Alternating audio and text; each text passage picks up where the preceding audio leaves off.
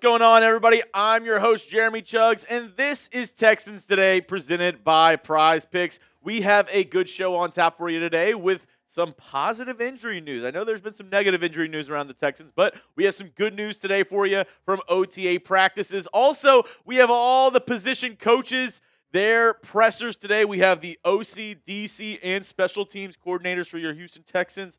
All on tap for you today. I'll tell you what they had to say after practice and some extra coaching help that I think is really going to be beneficial for this Texans squad, not only on offense, but also in the special teams department. So make sure you stay at the end because we have some very good quotes around somebody who is helping the Texans this offseason. Before we get going, though, reminder, today's the last day of our Father's Day sale, 20% off. So get it for your father, get it for the daddy in your life, whoever.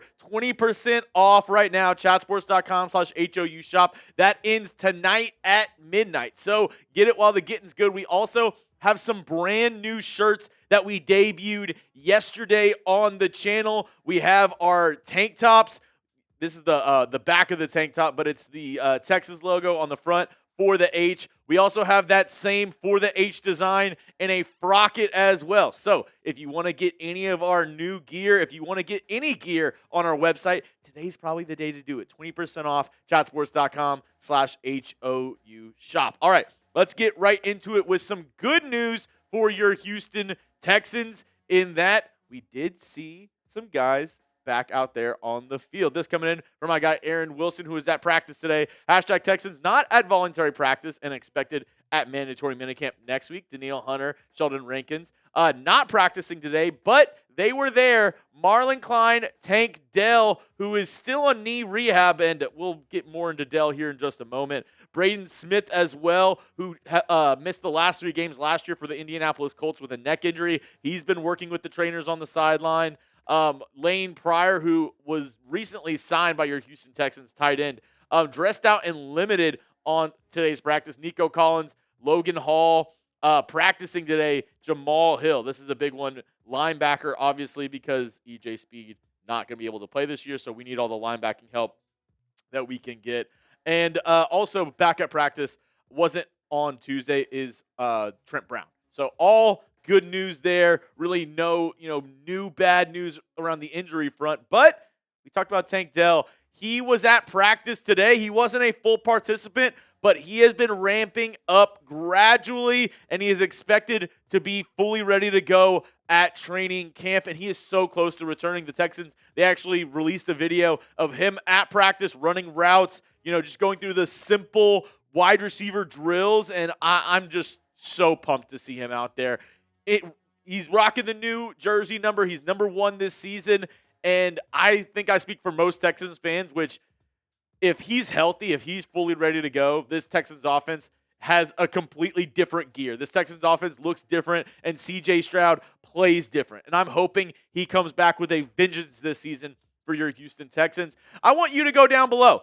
Fill in the blank for me. Tank Dell will score blank touchdowns in 2026. I'm hoping it's 7 touchdowns. I think that'll be clutch for this offense. That'll really help CJ Stroud in his, continual development. It'll help the wide receiver room a ton. Let me know down below. Fill in the blank. How many touchdowns do you think Tank Dell will score this year? Because it's looking more and more likely that he is going to be fully ready to go by week 1. All right, let's talk about all of our coordinators that spoke today to the media after practice. First, I know this is the guy who you all want to hear first from, our offensive coordinator, Nick Caley. He talked about the growth of CJ Stroud and his pre-snap ability to diagnose the defense. Talked about how, his relationship with Stroud has also grown on and off the field and how they are just light years ahead of where they were last season. He also talked about more 12, 13, and 20 personnel. So, 12, the first number is for the running back, second number is for the tight end. So more 2 tight end, 3 tight end sets, also working more 2 running back sets as well with Woody Marks and David Montgomery. He talked about how basically the Texans used jumbo package, 6 offensive linemen, a ton last year. But that was due to injury, right? A lot of guys, Cade Stover, Brevin Jordan, injured. He also talked about the focus on early down, wanting to get in third and manageable, not as many third and longs for this offense going into next year. And he talked about how excited he is for David Montgomery going into this next season. We have the other coordinators and what they had to say after practice coming up in just a moment, but I couldn't do today's show if it wasn't for our amazing friends over at Prize Picks. Get started today with America's #1 fantasy sports app out there. I love Prize Picks. So does producer Reed, and you will too. I actually won my Prize Picks lineup last night for game 1. I won $150. It was fantastic, and I'm definitely going to be putting in lineups for every single game of this basketball finals. Get started today with our friends at Prize Picks. New users, listen up, because we got a special link for you down in the description. Use our code HMA to get $50 in lineups when you play your first $5 lineup. That's code HMA to get $50 in lineups after you play your first $5 lineup. And if you're looking for something else, we also have soccer. Obviously, North America, we are hosting the huge soccer tournament right now, and this is a lineup that I got going on with my guy Jeffrey Cooperstein. I think I'm going to go ahead and copy this lineup from him. He has Bruno Fernandes at more than 1.5 goals, Kylian Mbappe at more than 4.5 goals, and Lionel Messi more than 3.5 goals. It is to win $60, and you get to watch a bunch of soccer action and win some money at the same time. Sounds good to me. If you want to win money while watching sports, then do it with our friends at Prize Picks. One more time, download the Prize Picks app with the link in the comments and description, and use our code HMA to get $50 in lineups after you play your first $5 lineup. Prize Picks, it's good to be right. All right, let's talk about now the defensive coordinator, Matt Burke, and what he had to say at his press conference. Really, the bulk of his press conference was kind of gushing over Will Anderson Jr. and how awesome he is and how awesome he looks this offseason. He talked about, he gave a story about how Will Anderson got really close to CJ Stroud on one throw, and he was like, dude, you can't do that. It was an outside move. Very next play, he beats the dude on the inside and just kind of stands there because he doesn't want to get close to CJ Stroud. And he's just like, this dude is a different animal. He's a different beast. He talked about the linebacker versatility, that the Texans wanted to add a bunch of guys in that room this offseason, which they did, right? They drafted 2 guys in the 2026 NFL draft. They also traded for Marte Mapu. He actually gave a shout out to Mapu. He also talked about Wade Woodaz and, liking what he's seeing from those guys in terms of the linebacking core, but talked about the versatility, having guys who can start at either one of those linebacker spots for your Houston Texans. He also talked about rotating in defensive linemen and the defensive lineman mentality, right? Like he said, he just wants them to basically go out there, read and react, and just go off of instinct and play. And he said, you might see more defensive tackle rotation towards the beginning of the season. So maybe guys like Naquan Jones, UDFA from last year, Junior Tafuna, maybe they get some more run during the preseason and whatnot. But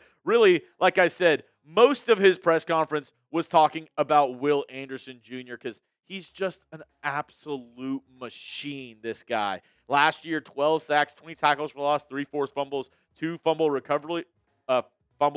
He also went off in the playoffs up against the Patriots in that divisional round. And look at this guy showing up to practice today. He looks like an absolute unit. Photo credit to my guy, Adam J. Wexler on X. He does a great job covering this team as one of the Texans beat reporters. But, man, Will Anderson looks insane. He looks like he will destroy everybody, and I think he has a great shot at probably being that DPOY, Defensive Player of the Year, here in 2026. Let me know down below, though. One word to describe Will Anderson Jr. Terminator? Is it relentless? Is it leader? Let me know your one word to describe Will Anderson Jr. Reminder, we have the Terminator shirts on sale right now. Producer Reed putting it up there. But yeah, dude is an absolute machine.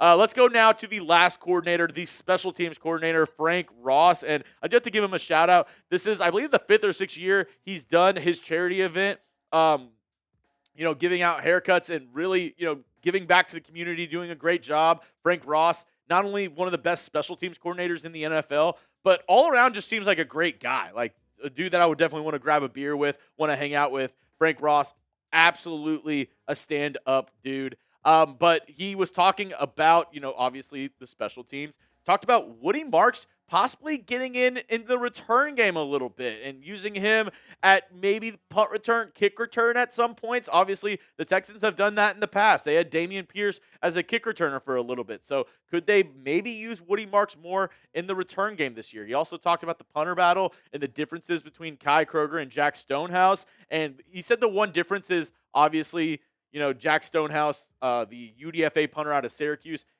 getting his legs under him and, adjusting to the NFL game. Obviously, you kind of have to get your kicks off a little quicker, or you could get them blocked, kind of like Kai Kroger had last year with his rookie year with the New Orleans Saints. So definitely a battle to be continuing watching is that punter battle for the Houston Texans. He mentioned Kaimi Fairbairn and how he's been huge for this special teams unit. His ability and just his growth and how good he's been over the past couple of seasons has really helped the special teams unit overall.